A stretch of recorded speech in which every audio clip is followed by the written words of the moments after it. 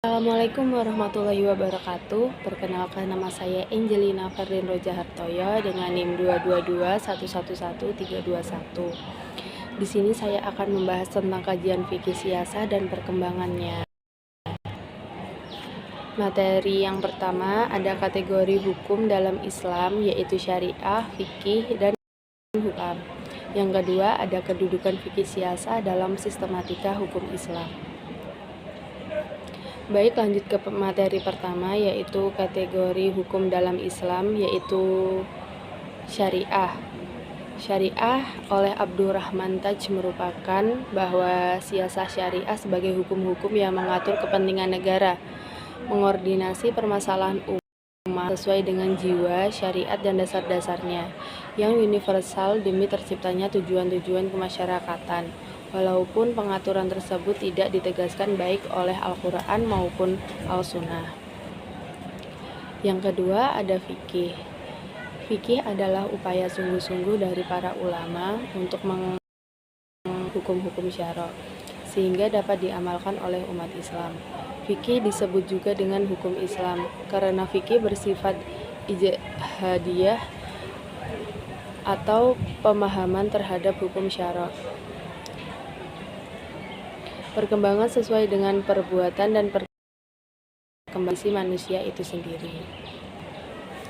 Yang ketiga ada hukum Islam. Istilah hukum Islam dalam Al-Quran dan literatur tentang hukum Islam tidak disebutkan secara jelas, namun yang ada di syariah, fikih, hukum Allah, ataupun yang sesuai dengan kata tersebut. Istilah yang ada adalah terjemahan dari Islamic Law dalam literatur barat. Lanjut materi yang kedua, ada kedudukan fikih siasah dalam sistematika hukum Islam. Secara global, hukum Islam dapat dibagi dalam dua bagian pokok, yaitu 1. Hukum yang mengatur hubungan manusia kepada Tuhannya atau beribadah. Yang kedua, ada hukum yang mengatur hubungan antara sesama manusia dan masalah-masalah keduniaan secara umum atau muamalah. Bagian pertama mencakup antara lain peraturan-peraturan tentang sholat, puasa, zakat, dan haji. Islam secara sistematis menjadi 6 bagian utama, yaitu 1. Yang berkaitan dengan masalah ibadah kepada Allah seperti zakat, sholat, dan haji. Yang kedua berkaitan dengan keluarga seperti nikah, talak, dan rujuk. Yang ketiga berkaitan dengan perbuatan manusia dalam hubungan sesama dalam bidang kebenaran seperti jual beli dan sewa menyewa. Yang keempat berkaitan dengan perang damai dan jihad. Yang kelima berkaitan dengan hukum acara di peradilan. Yang keenam berkaitan dengan akhlak atau adab. 6 kelompok ini sebenarnya masih bersifat global. Masih ada lagi beberapa bidang kehidupan manusia yang diatur oleh hukum Islam.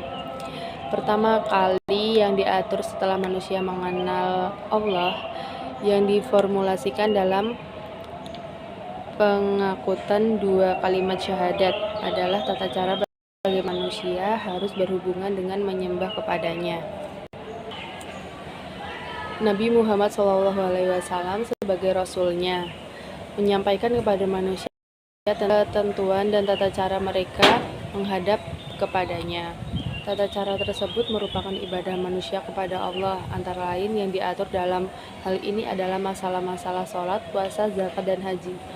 Oleh para ulama, bagian ini dibahas dalam fikih yang dinamakan fikih al-ibadah.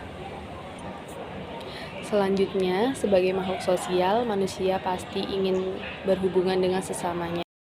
Hal ini dilandasi oleh kenyataan bahwa tidak ada manusia yang bisa memenuhi kebutuhannya tanpa bantuan orang yang lain. Selanjutnya, sebagaimana disebut di atas, manusia sebagai makhluk sosial tidak dapat hidup sendiri. Di samping mengandalkan kerjasama dengan orang lain, ia juga ingin berhubungan dengan lawan jenisnya.